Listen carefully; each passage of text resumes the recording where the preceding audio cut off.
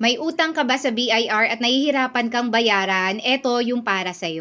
Kung ikaw ay micro-taxpayer o kaya naman ay staff filers, ibig sabihin nun, hindi ka na nagpa-file ng iyong mga tax return, pero registered ka pa rin sa BIR, eto na po yung sagot para makapag-start ka ulit. So, ito yung tinatawag nating BIR, One-Time Tax Abatement Program. Under Revenue Regulation number 4, 2026 na nirelease nila ngayon, June 22, 2026. Ano yung one-time tax abatement program?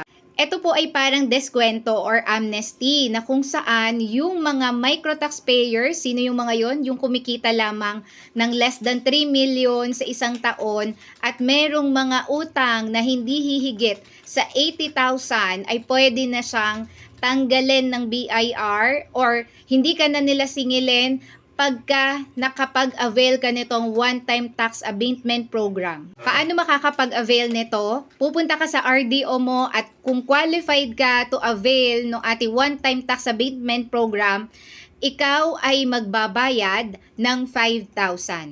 Ito yung tinatawag nating one-time abatement fee. At kung nakompleto mo na yung mga requirements, marerelisan ng isang taxpayer ng Certificate of Abatement bilang katunayan na sarado na yung kanilang covered tax cases. Again, ito ay isang beses lamang. So, ito ay pwede nyong gawin hanggang December 31, 2026 lamang. Ito ba ay possible pang ma-extend? Hindi natin alam, baka next year meron ulit. Pero ang sure natin ngayon hanggang December 31, 2026 lang siya. At nag-start na siya ngayong June 22, 2026.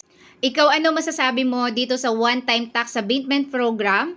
Talaga bang makakatulong ito sa micro-taxpayers? I-comment nyo po dyan yung inyong mga questions, suggestion, and correction. Again, ito si Mami Chris.